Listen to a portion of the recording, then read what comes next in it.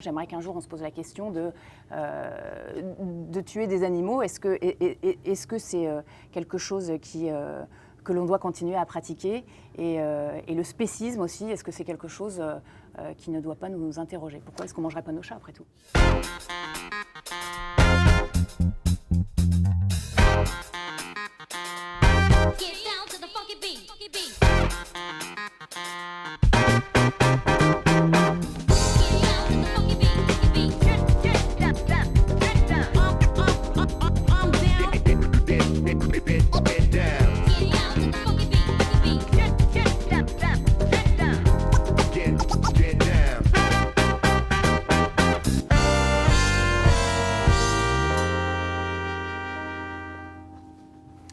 Bonjour Valérie Cotreau. Bonjour Philippe.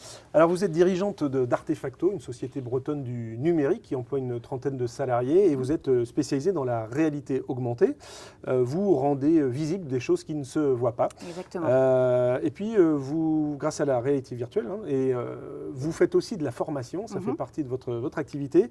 Vous avez notamment initié il y a quelques mois un partenariat avec Rennes School of Business et la société Ubisoft pour former des étudiants à la réalité virtuelle. Est-ce que vous pouvez nous expliquer ce que c'est et en tirer le premier bilan? L'objectif, c'est quoi? C'est de réussir à former nos jeunes en fait, pour des métiers qui n'existent pas vraiment et qui n'existent pas chez nos clients. Pour pouvoir piloter en fait des nouvelles solutions qui sont des solutions casquées pour la formation. Et les interlocuteurs que nous avons aujourd'hui dans les entreprises ne sont pas en capacité finalement de nous accompagner correctement. C'est normal, ils n'ont pas été formés pour ça.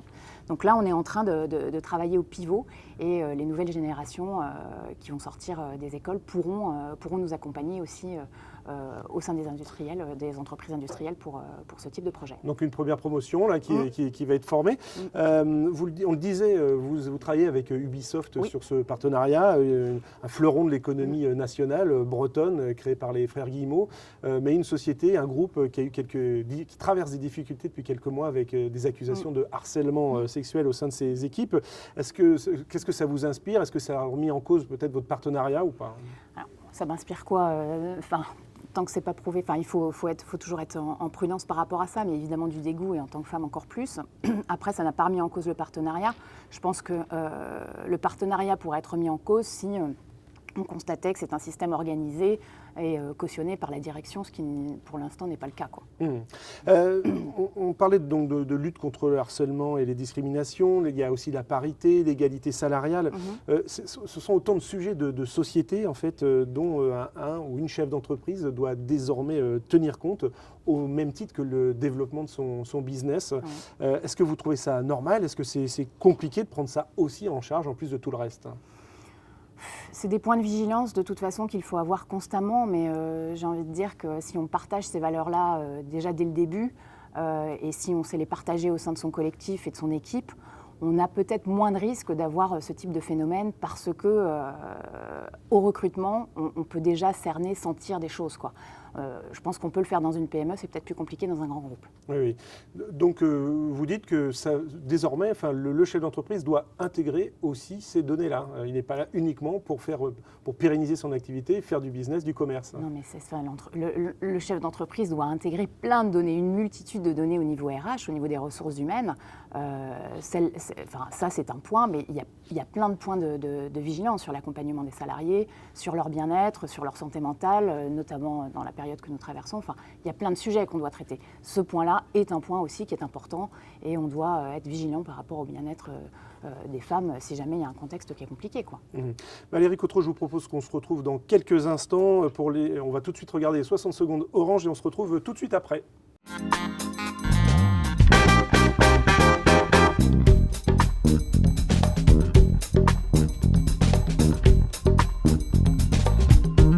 En France, le temps passé sur Internet en 2020, c'est 2h25 par jour et par personne en moyenne, soit une augmentation de 19% par rapport à 2019.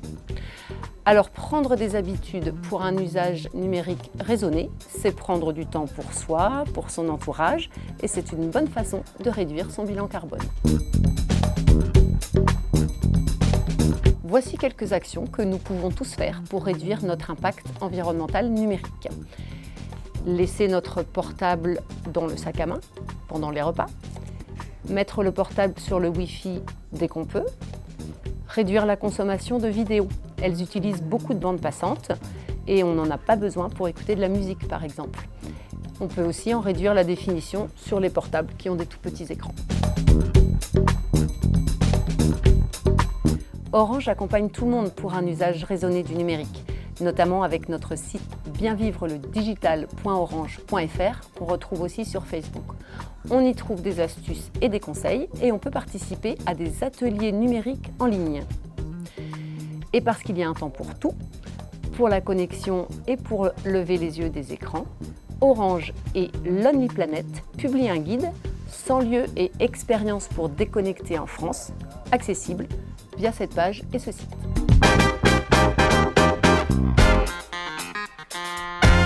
Nous revoilà sur le plateau de 600 secondes cash et on est avec Valérie Cotreau, dirigeante d'Artefacto. Alors on l'évoquait avec vous, la mission d'une dirigeante ou d'un dirigeant d'entreprise est beaucoup plus large que de faire prospérer son business. On se demande même parfois si la finalité d'une entreprise ce ne sera pas à terme de réduire ce business. On entend certaines voix appeler à la décroissance. Est-ce que vous y êtes prête, vous, dans votre entreprise ? Alors, je ne sais pas si on doit parler de décroissance, parce que la décroissance, on parle de décroissance pourquoi ? Parce qu'on se pose la question de savoir si sur notre écosystème Terre, on va pouvoir être dans une croissance infinie. Pour le coup, je pense que la réponse est non. Donc, parce qu'on est en train d'évoluer et de comprendre que finalement, on consomme des matières premières, et on n'avait pas mis ça dans l'équation il y a encore 40 ans, et qu'on produit des déchets. Donc ça, il faut effectivement l'intégrer. Mais je pense qu'on peut travailler autrement, et autrement de façon vertueuse, et qu'effectivement, on ne sera pas sur une hypercroissance continue, mais peut-être avec un plateau à un moment, et que ce n'est pas si grave, quoi. C'est pas si grave, mais la croissance d'une entreprise va souvent de pair avec la création d'emplois. C'est en tout cas souvent cette association qu'on fait. Est-ce que les conséquences ne seront pas plus graves sur le plan social si on limite les entreprises ou si elles se limitent elles-mêmes dans leur croissance ? Non, mais aujourd'hui, le constat au niveau de l'emploi, c'est qu'on a un mal de chien à recruter, notamment dans le secteur du bâtiment, et pas que. Donc la question de l'emploi, elle est plus vaste que ça, et elle n'est pas liée qu'à un secteur. Et un secteur systématiquement en croissance. Donc non, je ne pense pas. Et puis on est dans des schémas théoriques d'hypercroissance. C'est pas forcément la vie vraie des entreprises. Il y a des entreprises qui se créent et qui meurent régulièrement aussi, quoi. Oui. Donc je pense simplement qu'il faut revoir le modèle et le penser différemment. Alors, on le disait, vous êtes une dirigeante du numérique. Est-ce que vous vous retrouvez dans le concept de Startup Nation ? Ou est-ce que ce mot est, selon vous, galvaudé et que finalement, il cache une réalité qui est beaucoup moins glamour, avec des conditions sociales qui sont parfois difficiles dans ces entreprises ? Oui, alors moi ça fait 20 ans que je bosse, donc la version start-up, c'est pas, je l'ai connue alors que l'entreprise était déjà créée depuis presque une dizaine d'années, donc je me suis jamais vraiment sentie dans cette mouvance-là, d'une façon ou d'une autre. Un point qui m'interroge, c'est que le Next 40 soit basé justement sur l'hypercroissance et sur des montants de levée de fonds. Je comprends pas bien qu'on puisse encore en être là aujourd'hui, alors que la problématique doit de fait intégrer l'écosystème et l'environnement, quoi. Il faudrait les baser sur quoi alors ce Next 40 pourquoi pas garder ces critères-là, mais rajouter aussi un critère de développement durable et de consommation mesurée, quoi. Il nous faut un critère de fait RSE en plus, quoi. Ça me semble juste une évidence. On n'entend pas beaucoup de dirigeants d'entreprises numériques donner ces messages-là. Est-ce que vous pensez que vous êtes nombreux à pousser pour ça ? Écoutez, je pense que d'une façon ou d'une autre, il y a quand même un pivot qui est en train de s'opérer. J'intègre les dirigeants responsables de l'Ouest. On va travailler sur un chantier d'éco-responsabilité dans le développement notamment du numérique. Donc c'est peut-être le début, mais en tout cas, il y a des choses qui vont se passer. Ouais. Un premier pas. Valérie Cotreau, on fait une nouvelle pause et on se retrouve tout de suite après une minute Hello Work.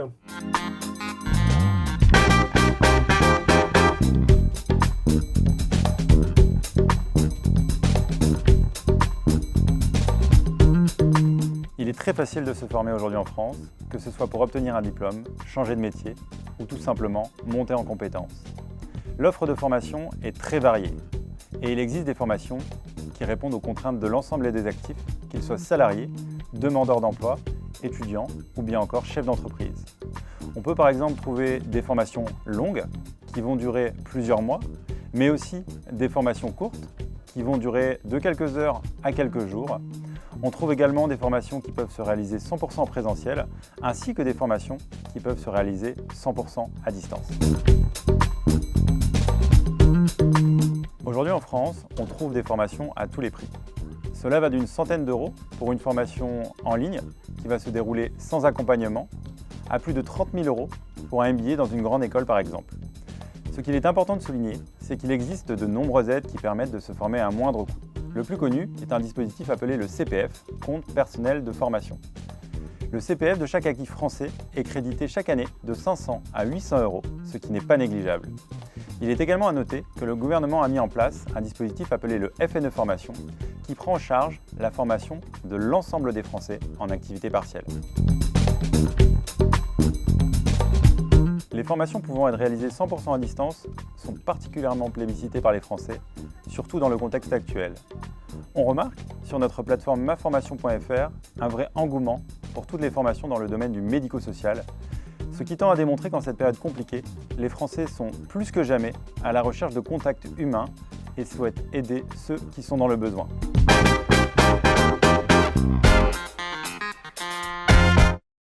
Nous voici de retour sur le plateau de 600 secondes cash avec Valérie Cotreau. Alors Valérie Cotreau, si vous avez regardé les émissions précédentes, vous savez qu'on réserve une petite surprise à nos invités. Je tremble. Je ne vais pas déroger à la règle, donc je suis très heureux de vous offrir ce petit présent. Alors vous noterez le papier cadeau, qui est tout à fait délicat. Oui, et orienté. Et orienté, bien sûr. Je tiens à le dire. Très bien. Je vous laisse l'ouvrir. Attention, c'est fragile. Hein. Oui, je ne m'en voudrais pas de... C'est quoi l'idée? C'est pour me rappeler un souvenir, c'est ça? Oui, tout à fait. Donc un portrait de Jean-Yves Le Drian, le plus breton de nos ministres. Oui. Nos graphistes sont facétieux, ils ont rajouté quelques petits symboles bretons avec une hermine tout à fait mignonne à ses côtés. Alors j'imagine que vous comprenez pourquoi je vous ai offert ce petit portrait. Absolument pas. Voilà. Je viens de casser le voilà, c'est déjà cassé. C'est bon. Bon, je vais vous le dire, donc, puisque vous ne voulez pas le confier, vous avez été distingué des insignes de chevalier de l'Ordre national du mérite, et c'est Jean-Yves Le Drian qui vous les a remises. C'était en mai 2019. Est-ce que c'était un bon souvenir? Oui, c'est un bon souvenir. C'était un souvenir compliqué quand même, parce que la question du mérite, mais on ne va pas s'étendre là-dessus, mais bon, on se dit, mais méritant, c'est quoi être méritant? Est-ce que je suis méritant plus qu'un autre, ainsi de suite. Enfin bon, c'est beaucoup de questions personnelles. Par contre, ça oblige à faire, à faire un arrêt sur image sur ce qu'on a fait, et ce qu'on n'a pas encore fait, et ce qu'on veut faire. Et en ça, pour moi, ça a été profitable, très, très concrètement. Et puis ce jour-là, vous avez fait du prosélytisme, en imposant un buffet végétarien, puisque vous êtes végétarienne. Alors moi, j'avais une question. Est-ce que Jean-Yves Le Drian a apprécié les bâtonnets de carottes et le tofu? Eh ben, je l'espère. En tout cas, les retours que j'ai eus a posteriori étaient extrêmement positifs. Et puis, ça m'a permis aussi de mettre en avant un chef étoilé qui est Sylvain Guillemot, et qui nous a fait ça à merveille. Et je pense que ça a aidé les gens à être acculturés. Si on avait un peu de temps, j'ai envie de vous dire qu'il y a 40 ans, être végétarien, c'était considéré comme de la mièvrerie féminine. Après la maladie de la vache folle, les gens ont commencé à regarder les choses différemment. Et on s'est dit, ah bah oui, peut-être manger moins de viande, c'est bien, et ainsi de suite. Et puis, c'est bon pour la santé. Puis après, on a dit, ah bah, c'est quand même bon pour l'environnement. J'aimerais qu'un jour, on se pose la question de tuer des animaux. Est-ce que c'est quelque chose que l'on doit continuer à pratiquer, et le spécisme aussi, est-ce que c'est quelque chose qui ne doit pas nous interroger? Pourquoi est-ce qu'on ne mangerait pas nos chats après tout?